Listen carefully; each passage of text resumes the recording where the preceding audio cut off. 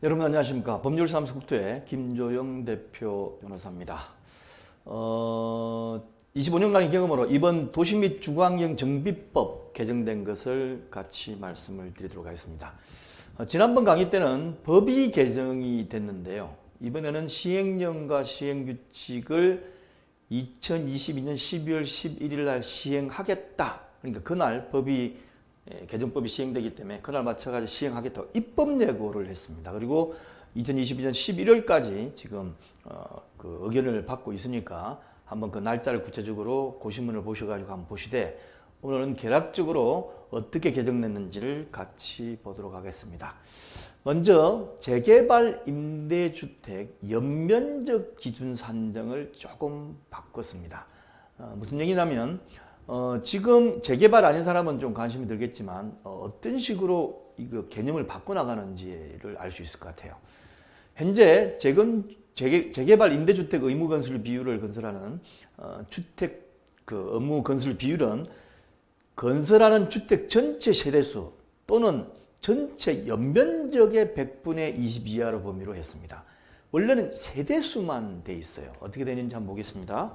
법령에 보면 도시 및 주거환경 정비법 10조에 임대주택 및 주택규모별 건설 비율이라는 조문이 있고 시행령 제9조에 주택의 규모 및 건설 비율이라고 되어 있습니다. 그런데 여기 보면 재개발 사업의 경우에 이 앞에 1호에 주거환경 개선 사업이 나와요. 그런데 재개발 사업의 경우 보면 임대주택의 건설을 가는 경우는 임대주택 비율을 건설하는 주택 전체 세대수의 이렇게 되어 있던 것을 건설하는 주택 전체 세대수 또는 전체 연면적의 100분의 20 이하 이렇게 되어 있습니다. 그러니까 옛날에는 세대수로만 따졌던 것을 이제 면적으로만 따지면 어떻게 되죠? 결과적으로는 개정안 대로라면 임대주택의 면적을 큰 것으로 건축할 경우에는 세대수를 조금 줄여도 되는 것으로서 이것은 사업에 긍정적인 효과를 갖다 줄 수 있는 거죠. 옛날에는 임대주택을 몇 세대를 지어라 20% 범위 내에서 이렇게 숫자가 계산이 나온다면 임대주택도 큰 게 있고 작은 게 있지 않느냐. 그러니까 우리는 좀 큰 거 짓겠다라고 하면 가능하도록 그렇게 풀어준 거죠. 타당한 겁니다. 그 다음 두 번째입니다. 정비계획의 경미한 변경사항을 추가를 했습니다. 지금 앞에 보시는 것은 가벼운 것이고 뒤로 갈수록 개정된 게 큰 게 나와요. 그래서 마침 경미한 변경사항이라는 제목이 나오는데 1, 2, 3은 좀 좀 우리한테 적용 안 되는 관심 없는 사항일 수 있지만 뒤에 꼭 보시기 바랍니다. 두 번째 정비계획의 경미한 변경사항을 추가를 했는데요. 어떻게 되어 있냐 보겠습니다. 자, 안 13조 사항 1호에 1호를 했는데 정비계획의 내용 중에 분담금 추산액 및 산출 근거를 변경하는 경우를 경미한 변경사항으로 규정하여 변경 절차를 간소화했어요. 그래서 시행령에다가 신설을 했는데 일반적으로 경미한 변경사항에 대해서는 다음과 같이 되어 있습니다. 법조문을 보겠습니다. 보시면 도시 및 주거환경 정비법 15조에 정비계획 위반을 위한 주민의견 청취 등 그 다음에 정비구역의 지정을 위한 주민공람 등 이게 있는데 여기 뒤에 보시면 법에 1항 및 2항에도 불구하고 대통령령으로 정하는 경미한 사항을 변경하는 경우에는 주민에 대한 서면 통보, 주민 설명회, 주민 공랑 및 지방의 의견 청취 절차를 거치지 아니할 수 있다라고 되어 있어요. 그래서 이 경미한 변경사항이 뭐냐가 시행령에 나오는데 일반적으로 알고 있다시피 정비구역의 면적을 10% 미만의 범위에서 변경하는 경우 그리고 여기에 넣습니다. 토지 등 소유자별 분담금 추산액 및 산출 근거를 변경하는 경우에는 경미해가지고 이것 때문에 새로 서면 통보, 주민 설명회, 주민공랑, 지방의 의견 들지를 새로 받지 않아도 될 수 있도록. 왜 그러냐면 이건 금액이 조금 계속 바뀔 수 있잖아요. 그렇기 때문에 이것 때문에 제한이 걸려가지고 정확하게 가급적 분담금 추산액을 변경하는 것을 막아서는 안 되겠죠. 그래서 이렇게 하는 것은 제가 보기엔 타당한 것이고 잘하는 것이다 라는 생각이 듭니다. 그 다음 세 번째, 신탁사의 지정개발자 지정요건 완화인데요. 일반적으로 지금 신탁사들이 많이 지정개발자로 들어가려고 하고 있습니다. 그러니까 사업 시행자가 되는 거죠. 신탁회사 1인이 사업 시행자가 되고, 이렇게 신석회사가 지정개발자가 되면 그 구역엔 조합이 없습니다. 보통 그래서 추진위 단계나 그런 단계에서 신탁사가 사업 시행자 지정 동의서를 받아가지고 고시를 하게 되죠. 근데 이런 요건을 조금 완화했습니다. 그런데 지금까지는 신탁사의 지정개발자 지정을 위한 요건을 전체 면적 중 국공유지를 포함해가지고 다 3분의 1을 받도록 돼 있었어요. 근데 3분의 1을 국공유지까지 포함해가지고 하겠으면 안 되지 않습니까? 국공유지 면적이 큰다든지 이렇게 되면 국공유지한테 관할관청이나 아니면 국가로부터 우리가 신탁사가 시행자를 할 테니까 동의해 줍시라고 하면 안 해줍니다. 꿈쩍도 안 해줘요. 그러니까 힘들기 때문에 그 면적을 이번에 빼는 걸로 바꿨습니다. 그래서 조문을 하나 단서 조항을 넣어놨는데요. 어떻게 넣었는지 보겠습니다. 법 27조에 보면 재개발사업, 재건축사업의 지정개발자라고 되어 있는데, 여기 보면 지정개발자 요건이 있어요. 그래서 지정개발자, 지정개발자가 누구냐? 시장군수 등은 재개발사업 및 재건축사업이 다음과 같고 어느 하나에 해당한 때는 토지 등 소유자, 사회기반시설에 대한 민간투자법에 따른 민간합동법인 또는 신탁업자로서 대통령령으로 정하는 요건을 갖춘 자를 사업시행자로 지정하는데, 이 신탁회사의 경우를 바꾼 거예요. 밑에 보시면 신탁업자로서 정비구역의 토지 중 정비구역 전체 면적 대비 3분의 1 이상의 토지를 신탁한 자라고 되어 있는데, 어느 구역을 보니까 국공유지가 제법 돼. 한 20%, 어떤 경우는 제가 보기 40%까지 있는 경우를 제가 들었습니다. 그런 경우는 이 면적까지 다 포함해가지고 해버리면 3분의 1 받기가 너무 힘들지 않습니까? 반대하는 사람도 있을 것이고. 그래서 이때는 전체 면적 사람들이 국공유지 면적 빼고 나머지, 그러니까 민간인들끼리 3분의 1만 받아라 라는 걸로 개정을 했습니다. 상당히 합리적으로 개정했습니다. 그 다음에 이제 네 번째, 자금 차입 신고의 방법에 관한 것을 넣었는데요. 어떻게 개정했냐면 이 신설을 했습니다. 추진위원회 또는 사업시행자는 자금을 차입한 날로부터 30일 이내에 자금을 대여한 상대방, 차입일, 차입 금액, 이자율, 상환기간 및 상환방법을 자금 차입 계약서 사본을 첨부해가지고 시장군수 등에게 신고하도록 규정을 했어요. 돈 빌린 것에 대해서 조합원들 또는 추진위원회 단계의 토지 등 소유자한테만 알리는 것이 아니고 관할관청에도 알리도록 되어 있습니다. 이거는 도시 및 주거환경경비법 111조의 2가 신설이 됐어요. 그래서 어떻게 됩니까?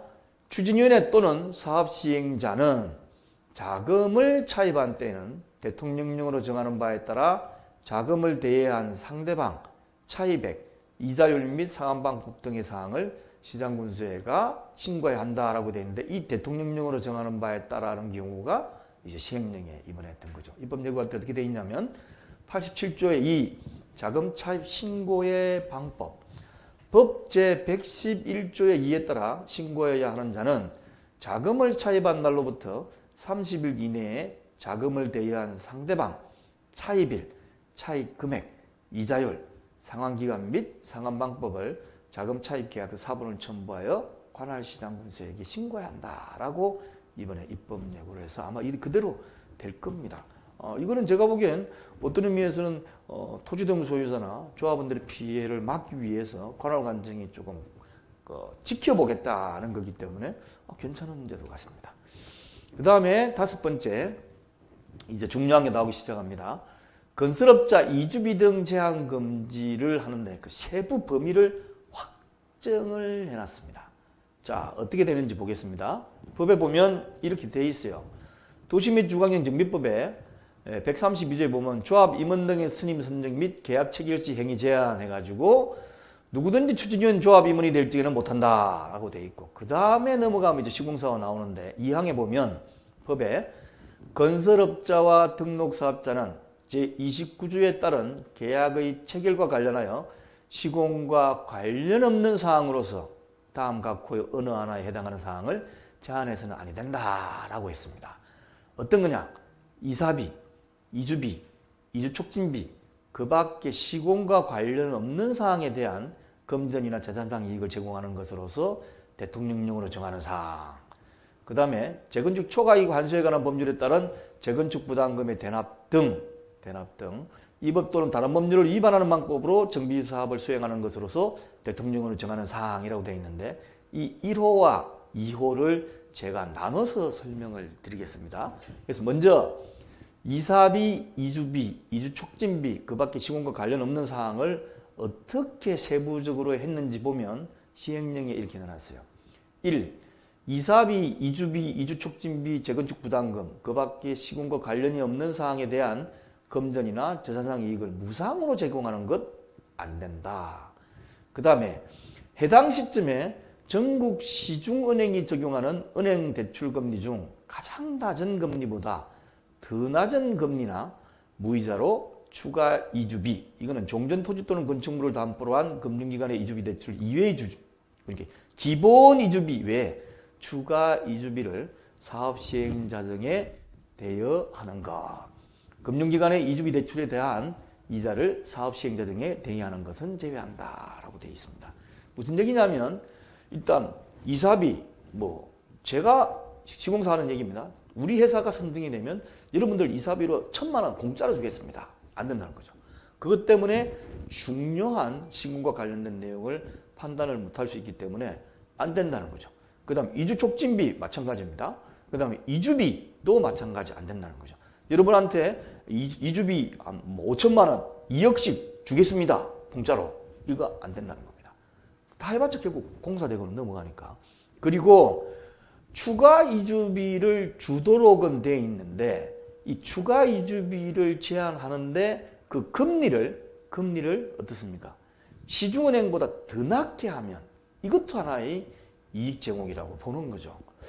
근데 이렇게까지 예를 추가 이주비 0.001% 이렇게 부리면 공짜로 주는 거나 마찬가지이기 때문에 이렇게 못하도록 되어 있습니다. 그래서 이 부분에 지금 시공사들이 굉장히 많이 하고 있는 것이기 때문에 이것이 안 된다라고 구체적으로 이제 적어 놓게 된 거죠.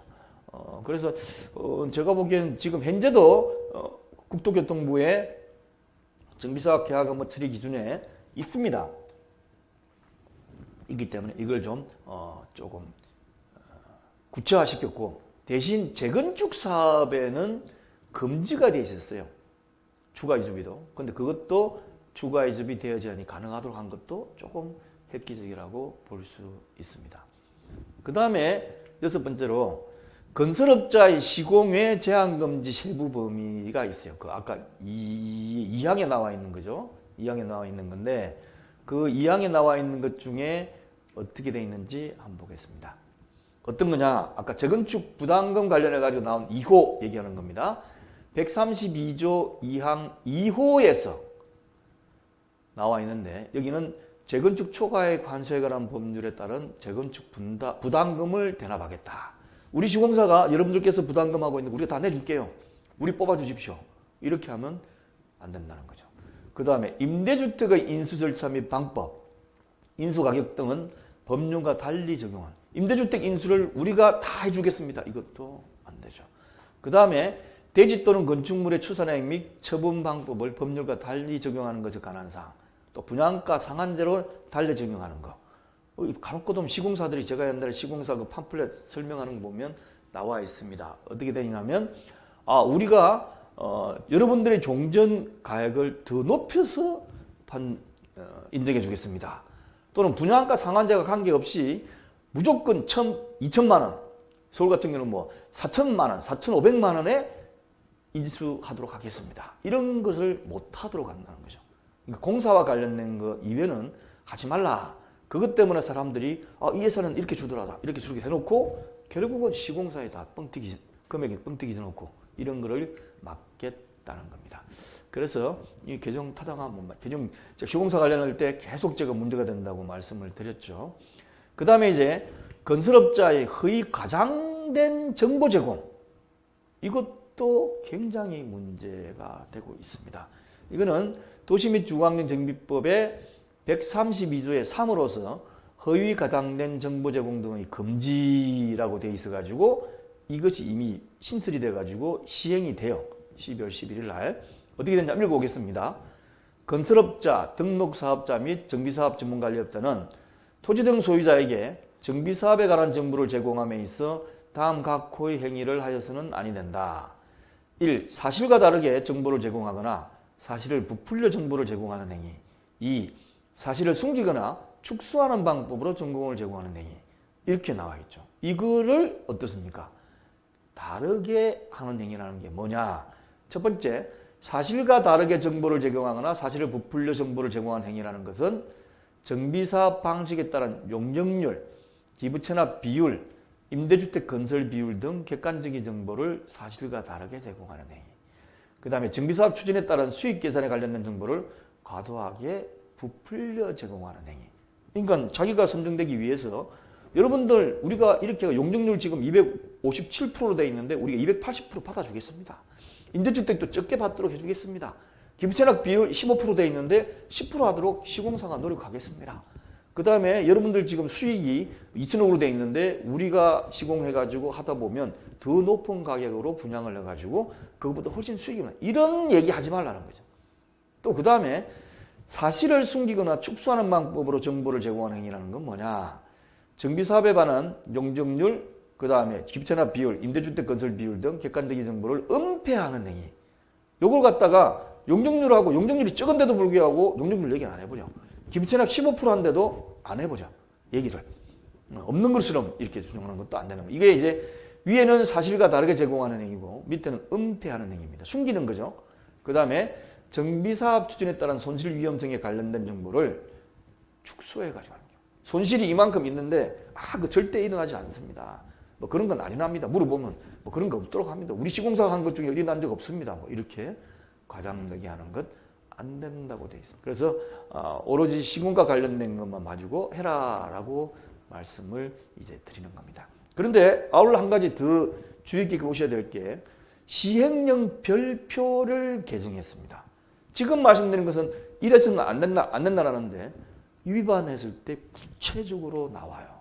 이게 이제 굉장히 좀 그렇습니다.